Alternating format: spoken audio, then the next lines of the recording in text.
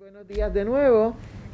Sabemos que se han quedado, ¿verdad? El pasado programa, se han quedado como con muchas dudas, inclusive los médicos tienen otras preguntas, así que vamos a comenzar de nuevo con la doctora González.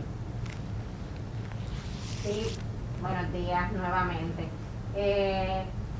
Sabemos que para administrarnos la vacuna habíamos discutido que no podemos estar enfermos ni estar pasando por ningún proceso infeccioso, pero también hay otras dudas sobre otras situaciones que debemos prevenir o evitar en el momento de la vacunación. Y surgen muchas dudas, por ejemplo, por algunos comentarios que se han escuchado sobre si se puede o no beber alcohol el día antes, después de vacunarse. Esa es excelente pregunta, principalmente en los tiempos de Navidad, ¿verdad? Que todo el mundo siempre está dentro de lo que cabe, podemos estar celebrando. Lo importante aquí es lo siguiente, igual que el alcohol, pasa también con el cannabis medicinal. Recuerden que estas dos sustancias no solamente afectan las células del cerebro o el sistema nervioso central, todas las células del cuerpo se emborrachan, igual que todas las células del cuerpo son afectadas por el cannabis. Así que el sistema inmunológico es una de ellas. Si tú aturdes el sistema inmunológico con el alcohol o, por ejemplo, con el cannabis medicinal, pues básicamente estás aturdiendo a la célula del sistema inmunológico a que haga su trabajo, que es producir defensa. Así que mi recomendación, y la recomendación debería ser que por lo menos por las próximas 24-48 horas del momento de vacunación se detenga el uso del alcohol. Y si se puede con el cannabis, la misma situación, para que el sistema sea robusto y la defensa sea la mejor que se pueda obtener. Si pueden ser más días, pues obviamente mucho mejor. Gracias. Mi pregunta es, ¿en qué momento, verdad, se espera que la fase para la población general llegue, ¿verdad, para que se puedan vacunar? ¿En qué mes más o menos? ¿Se sabe o no se sabe todavía? Pues mira, esto se está haciendo en 4 fases divididas, ¿verdad? La primera fase es para los trabajadores de la salud, luego van a pasar a los trabajadores de hospital, en los hospitales y en los centros primarios de cuidado directo, y luego va a pasar a la fase de trabajadores de la salud en la comunidad y los first responders. Y de ahí entonces vamos a seguir sucesivamente con los envejecientes, en los asilos de ancianos y luego en la población general. O sea que va a haber un proceso que va a tomar unos meses a lo que todo se pueda lograr. Aquí lo más importante va a ser la dependencia en las dosis de las vacunas que se puedan producir y que se puedan estar haciendo llegar por parte de las compañías que sean contratadas, tanto Pfizer como Moderna, para poder llevar ese tipo de vacunación a la población total. Buenos días a todos. Buenos días, doctor. Buenos días.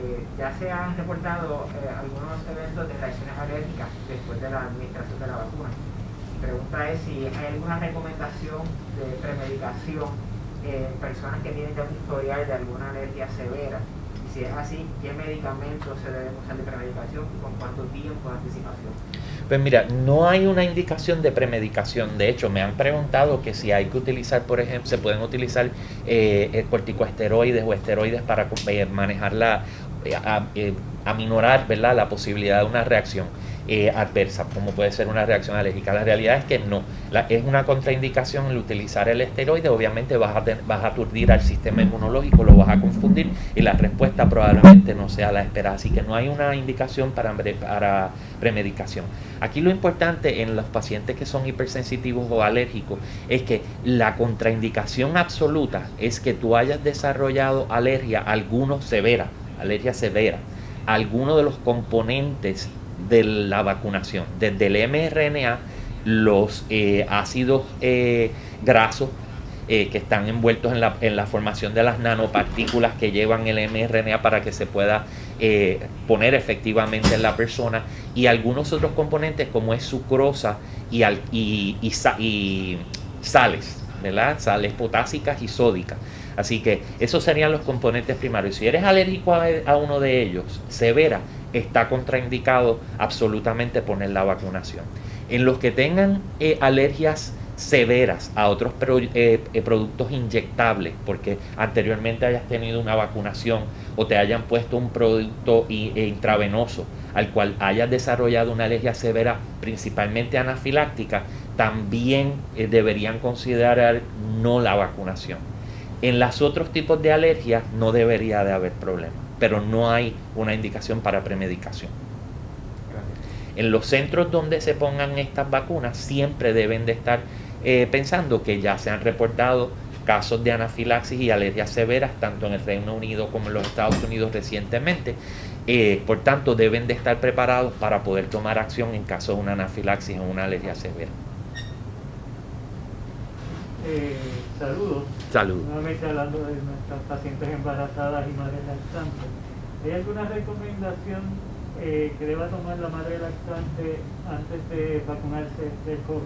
Pues mira, yo creo que lo más importante es que, como sabemos que las madres lactantes no son una contraindicación para la vacunación, es que si van a vacunarse y tienen el miedo o la sensación de que pueda haber algo envuelto con la vacuna, extráiganse la leche materna días antes, resérvenla, y cuando se vacunen en las próximas 24 48 horas, utilicen esa leche extraída para dársela a sus bebés. Había mencionado en la sesión previa que obviamente el mRNA se denaturaliza bastante rápido, en cuestión de minutos a horas. O sea que ya en 24 48 horas la madre debería de haber eliminado las partículas de mRNA modificado que puedan haber en el sistema, si es que tiene la preocupación de que pudiese transmitirla a través de la leche al bebé. Así que eso podría ser una alternativa, el aguantar la lactación por las próximas 24 48 con leche extraída que ya haya tenido en reserva. Que no debería ocurrir, pero para la mamá estar más tranquila. Correcto, correcto. Correcto, la gran posibilidad es de que no vaya a ocurrir, pero si esa es una preocupación, es una de las alternativas que se podría utilizar. A ti. Ahora que tenemos varias pruebas, para saber cuál es la diferencia entre las pruebas y cuándo debemos de utilizar cada una de ellas. Ok, aquí en cuanto a las pruebas diagnósticas, siempre de las preocupaciones mayores que nos traen en las preguntas es lo que son rápidas versus no rápidas. Es importante que la gente sepa que hay pruebas rápidas que son de anticuerpos, ¿verdad? Que son serológicas, que se hacen a través de la sangre, pero también hay pruebas rápidas que se hacen a través de la vía nasal, que son antigénicas, o de que lo que van a estar midiendo es el virus o partículas que produce el virus. Son dos tipos diferentes. Las más sensitivas y específicas y que son diagnósticas para la condición usualmente son las que o miden a la partícula viral directamente, lo que es la prueba nasal o de saliva, ¿verdad? O de la nasofaringe, que es lo que le llaman la prueba molecular, que usualmente son las que tardan un poquito más en poder dar resultados, y que las otras que pueden ser equivalentes podrían ser las que son rápidas, también nasales, pero que son antigénicas, que son las que se hacen en cuestión de una hora, siempre y cuando se hagan en un periodo donde el paciente esté sintomático, y esto es lo más importante. La molecular nasal se puede utilizar tanto para cernimiento como diagnóstico, aun cuando el paciente esté asintomático, pero la antigénica debe ser si el paciente está asintomático. Si la antigénica da positiva en una fase sintomática, usualmente tiene la misma sensitividad y especificidad para detectar la infección que la molecular nasal, pero si está asintomática, no. ¿Okay? Lo otro es que aun cuando esté sintomática, la antigénica rápida, la que se hace en una hora también en la vía nasal, si está negativa, no descarta que pueda tener la infección, y habría que confirmar esa prueba negativa con una molecular directamente. Las serológicas, que usualmente son las de anticuerpos, ¿verdad? No deben de tener una utilidad diagnóstica. Se utilizan usualmente para cernir la población, para segregar la población. Aquellos que posiblemente tengan la infección o la tuvieron versus los que no. Pero hay que tener mucho cuidado porque estas pruebas serológicas, dependiendo de las que se utilicen, pueden tener muchos falsos positivos y muchos falsos negativos. ¿Okay? Así que por eso es que a veces ven personas que le dan pruebas serológicas con IgM positivos y IgG positivos, y cuando le hacen obviamente la molecular salen negativos. Así que hay que tener cuidado porque las serológicas de anticuerpos no tienden a ser diagnósticas. Ahora con la vacunación, esto va a representar un reto, ¿verdad? Porque cuando te hagan las pruebas de anticuerpos, ¿cómo vamos a saber si fue porque te dio la enfermedad versus que te vacunaron? Hay pruebas específicas que se pueden utilizar de anticuerpos para saber si te dio el virus y tienes un anticuerpo específico en contra de la partícula viral versus si te dio la prueba positiva de anticuerpos porque tienes la vacunación, específicamente porque la vacunación es en contra del anticuerpo que va en contra de la proteína S. Las pruebas actuales de anticuerpos IgG y IgM que hay disponibles miden tanto, es una combinación de anticuerpos que miden tanto los anticuerpos contra el S, que sería el de la vacunación, más contra la partícula viral completa, que sería lo que se llama el nucleocápsido. ¿Ok? Así que se pueden utilizar, pero hay que saber cuándo utilizarlas y cómo utilizarlas, porque no es tan sencillo. El como decir, ya, yo quiero saber si estoy enfermo, pues me voy a hacer cualquiera de estas. No, hay que saber específicamente cuál es la que utilizar y cuándo utilizarla, que esa es otra de las situaciones, ¿verdad? Que cuando tú te vas a hacer una prueba de diagnóstica a base de exposición o de enfermedad. Esa sería la Buenos días. próxima pregunta. ¿Cuánto tiempo una persona que estuvo expuesta al virus se debe hacer las pruebas? Ok. Y si fue un contacto, que tuvo contacto con otro contacto, pero realmente no fue directo. Ok. Si tiene que hacerse la prueba o no, porque así llega mucho. Ok. Eso es una realidad, eso es lo más que vemos en la comunidad. Me expuse a alguien que estuvo expuesto porque se expuso a alguien que estaba positivo. El what if, ¿verdad? El qué pasa si. La realidad es que usualmente las pruebas cuando se utilizan para diagnóstico o para cernimiento. Las pruebas de cernimiento que se utilizan pueden ser tanto las antigénicas, las moleculares, como las de anticuerpos. Pero la realidad es que la utilidad en medio de una exposición hay que estratificarla. Y eso hay que tomarlo cada caso en particular.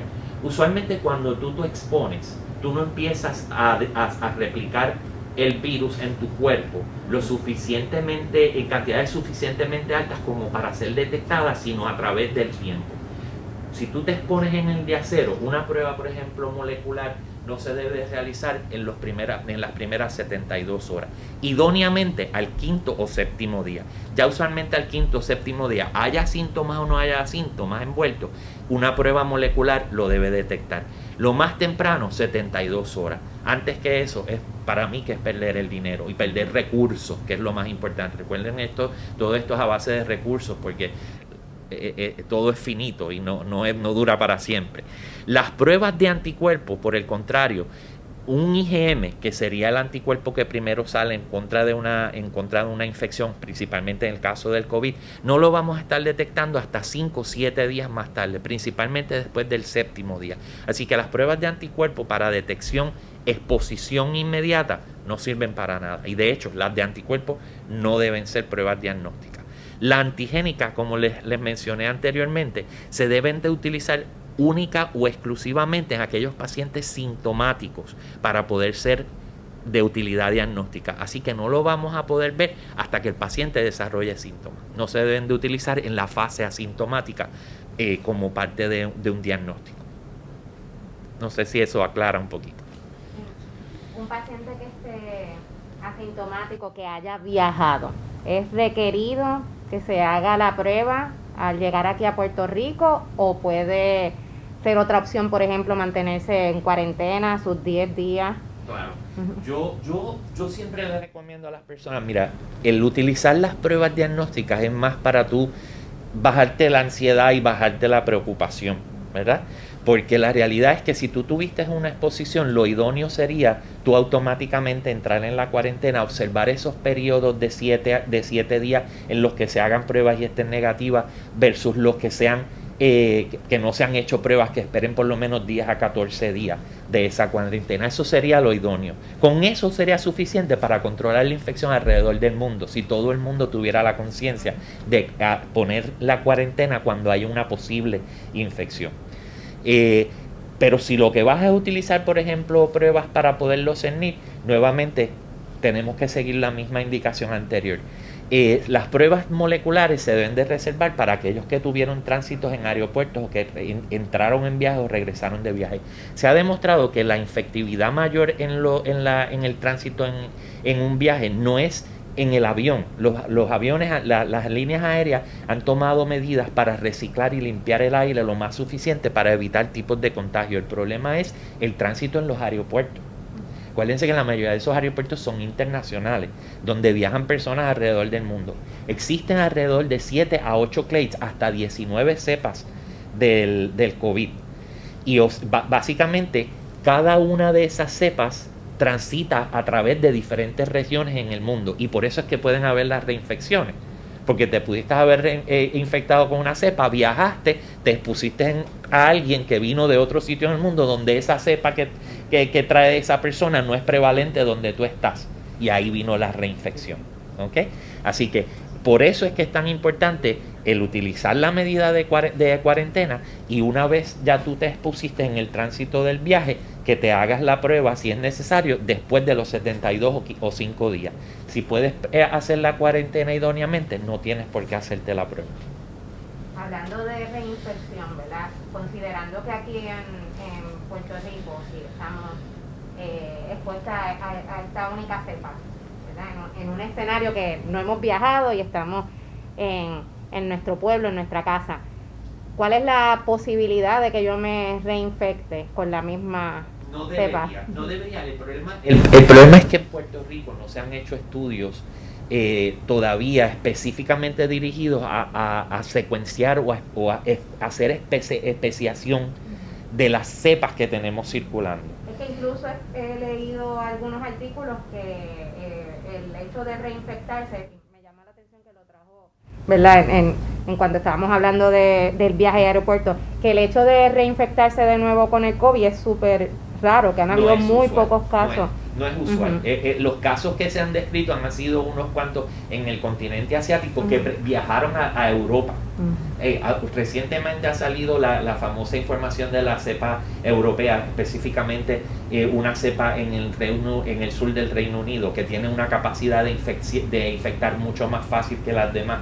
Esos son unas cepas específicas que se están estudiando dentro de esos 19 cuasi especies que están circulando a través del mundo, pero no han demostrado que esas cepas sean más virulentas que las demás, o sea, que causen una enfermedad diferente o peor que la enfermedad usual. Lo que tiene es más capacidad de transmisión, ¿verdad? Y eso está dado por la característica de cómo la cepa original se ha ido modificando y ha ido pasando de personas en personas y se va adaptando cada vez en las personas que infectan y de ahí a las otras que infectan, en su capacidad de poderse brincar de una persona a otra. Lo mismo que pasó originalmente, que se postuló que pasó de especie animal a humano, pues lo mismo pasa de humano a humano. Y eso es bueno en cuanto a la vacuna, ¿verdad? Pensando que hay poco riesgo de reinfectarse, pues apoya eso la inmunidad, la teoría de la inmunidad. Exactamente, y porque es consistente y es constante. Ahora, lo que se ha visto, por ejemplo, en términos de las vacunas, es que esa proteína S, que es la que se produce cuando te inyectan la vacuna y que tú desarrollas anticuerpos, tiene un dominio específico dentro de esa proteína que es consistente, tan consistente que es prácticamente similar y casi idéntico a su primo hermano SARS-CoV-1.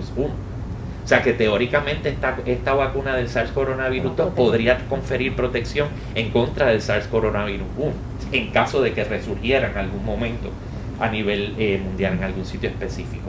Así que sí, esa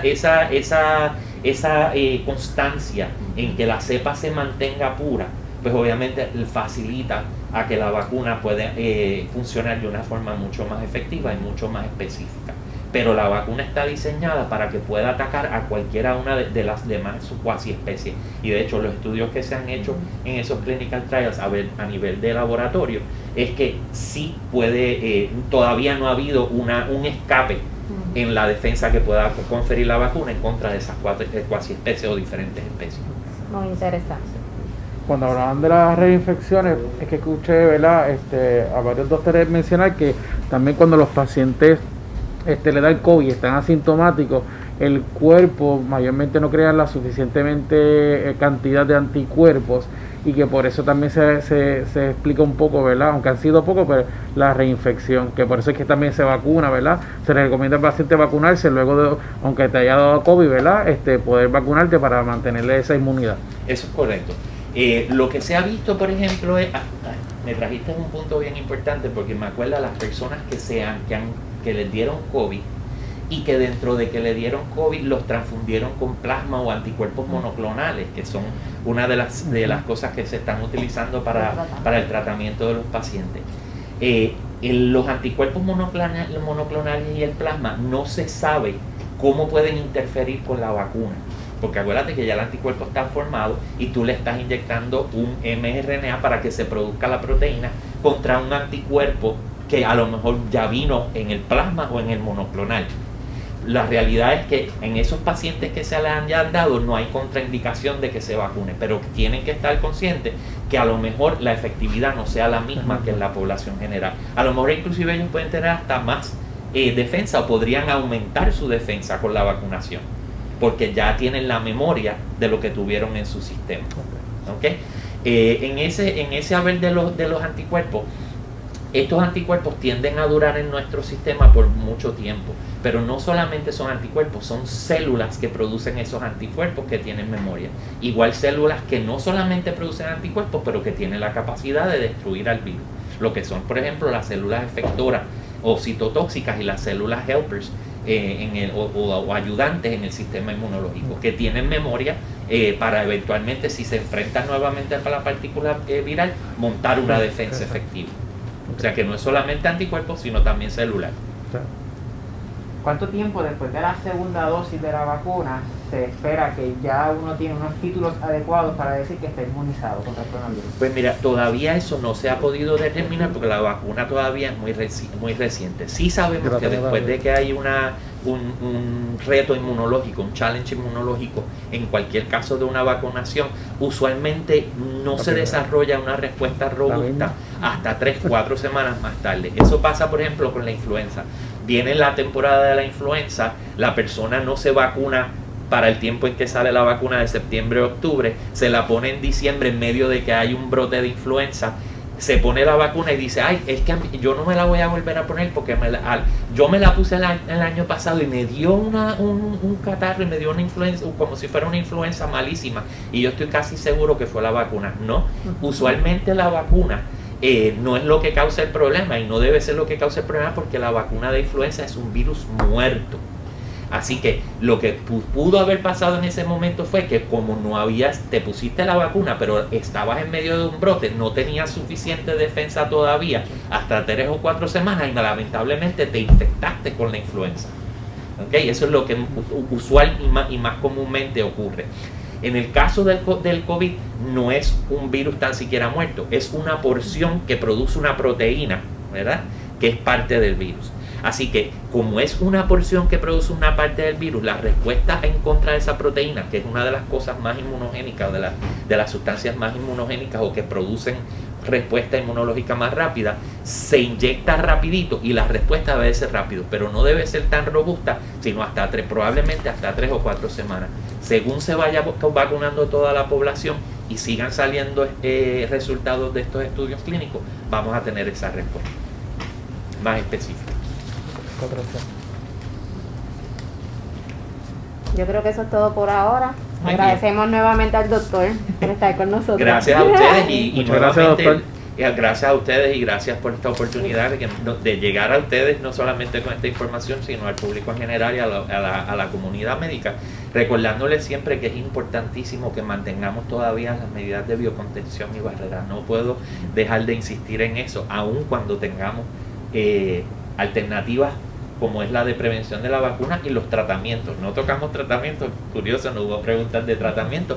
El Remdesivir, que es uno de los tratamientos, se ha utilizado en compassionate use en mujeres embarazadas, en niños el Remdesivir.